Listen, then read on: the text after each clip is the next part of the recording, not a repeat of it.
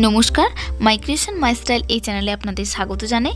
বন্ধুরা, ভিডিওটির কভার পিকচারে যে ডিজাইনটা আপনারা দেখলেন, এটি আমি আমার ব্লাউজের ব্যাক সাইডে বানিয়েছি। আপনারা চাইলে এই ধরনের ডিজাইন আপনাদের পছন্দের ড্রেসের উপরেও বানাতে পারেন। তো এই ভিডিওতে আমি কি স্টিচ ব্যবহার করলাম তা জানার জন্য আপনাদের কাছে রিকোয়েস্ট করব, আপনারা ভিডিওটি লাস্ট পর্যন্ত দেখুন। আর যদি ভিডিওটি আপনাদের ভালো লেগে থাকে তাহলে প্লিজ লাইক, কমেন্ট এবং শেয়ার করতেও ভুলবেন না যেন। দেখুন, আমি প্রথমে ফুলের মাঝখানে বিন্দুটা পূরণ করে নিচ্ছি। তারপর 4টে দাগ আপনারা এখানে দেখতে পাচ্ছেন। এবার দেখুন, আমি একটা দাগ ছেড়ে আর একটা দাগের ভেতর দিয়ে সূচটা ঢোকাচ্ছি। তো এইভাবে আপনাদেরকেও করতে হবে। এবার আমি এই জায়গাতে সূচটা গেঁথে নিলাম। এরপর পুনরায় আমি তার পাশ থেকে সূচটা আবার উপরের দিকে তুললাম। তারপর আবার একটা সুতো ছেড়ে আর একটা সুতোর ভেতর দিয়ে আমি সূচটা গলিয়ে নিলাম। তারপর শেষ প্রান্তে আবার আমি সূচটাকে ভেতরে ঢুকিয়ে দিলাম।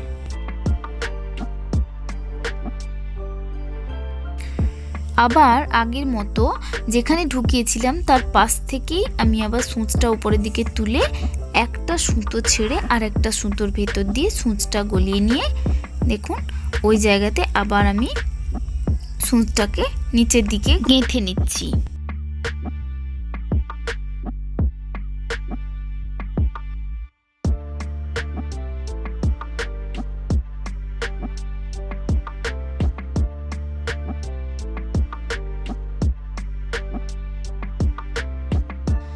এবার আমি ওই মাঝখানের রাউন্ডটাতে যেখানে কাজ করলাম তার চারপাশে আমি ব্যাক স্টিচ ব্যবহার করে বর্ডার মতো দিয়ে দিচ্ছি।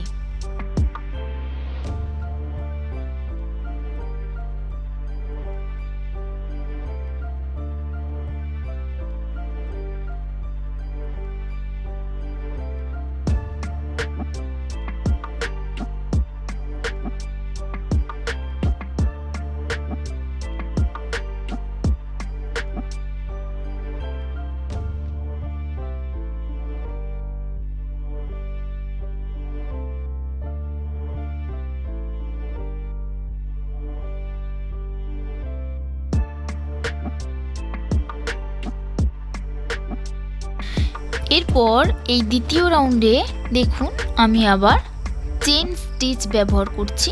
চেন স্টিচ কীভাবে বানাতে হয় আপনারা একটু দেখে নিন।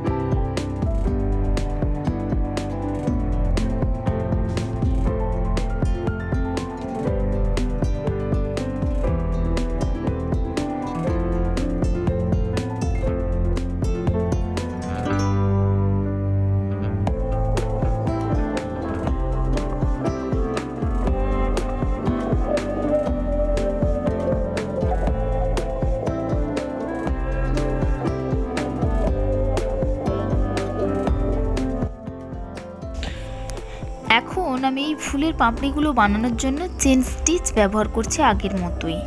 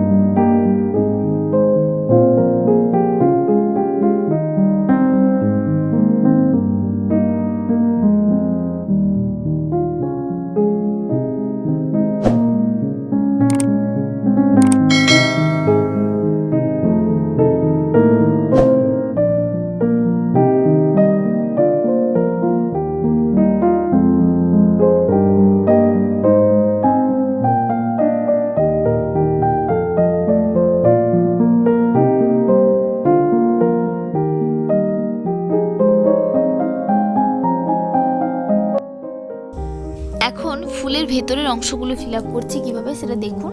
রেখাগুলোকে যেরকম রান স্টিচ দেওয়া হয় সেইভাবে একবার করে ফিল আপ করলাম। আর বিন্দু যেগুলো রয়েছে সেগুলোতে আমি ফ্রেঞ্চ নট নামক স্টিচটি ইউজ করছি। সেই ফ্রেঞ্চ নট স্টিচটি বানানোর জন্য সূচে এক্ষেত্রে আমি 2 থেকে 3 বার সুতোটা জড়িয়ে নিয়ে তারপর সূচটা নিচের দিকে টেনেছি। তো এইভাবেই ফ্রেঞ্চ নট স্টিচ বানাতে হয়। তো আপনারা পরের যেগুলো বানাচ্ছি সেগুলো একটু দেখে বানানোর চেষ্টা করবেন।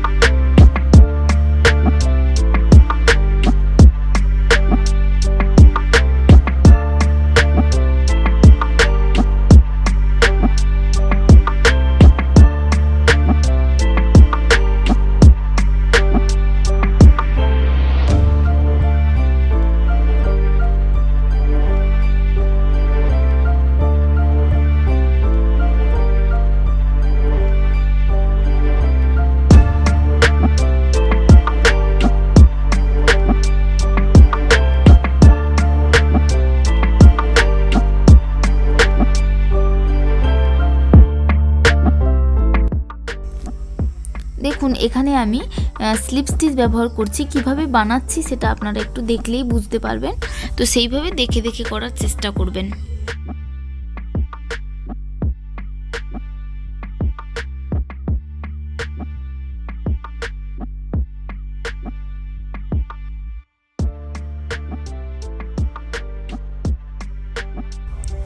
আবার এখানে ফ্রেঞ্চ নট স্টিচটা ব্যবহার করছি।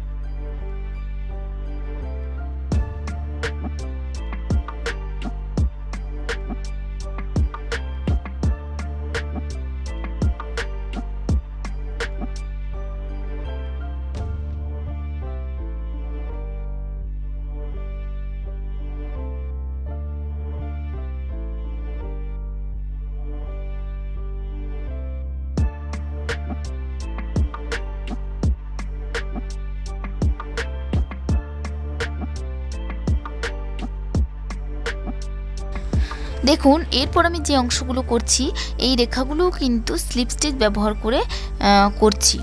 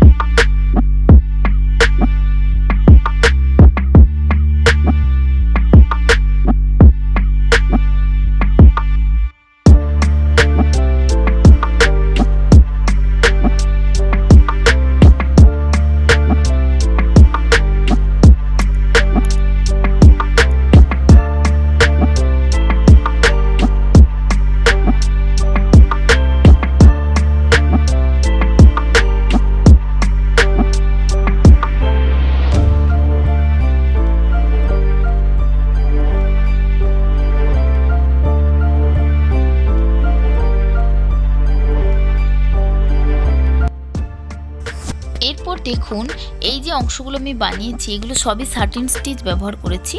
তো কিভাবে সাটিন স্টিচ দিয়ে ফিল আপ করতে হয় তারই জন্য আমি দুটো পাপড়ি বাদ রেখেছি। তো দেখুন কিভাবে আমি সেটা করছি।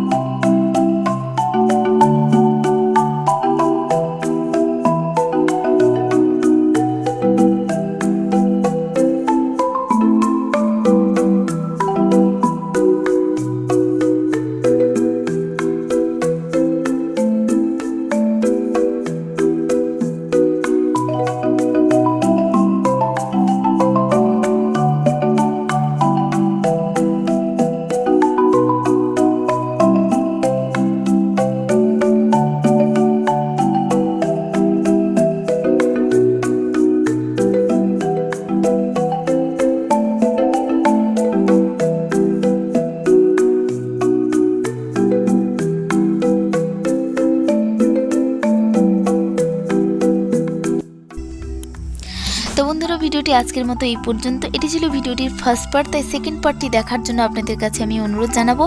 আর যদি আজকের এই ভিডিওটি ভালো লেগে থাকে তাহলে প্লিজ লাইক, কমেন্ট এবং শেয়ার করতে ভুলবেন না। ধন্যবাদ।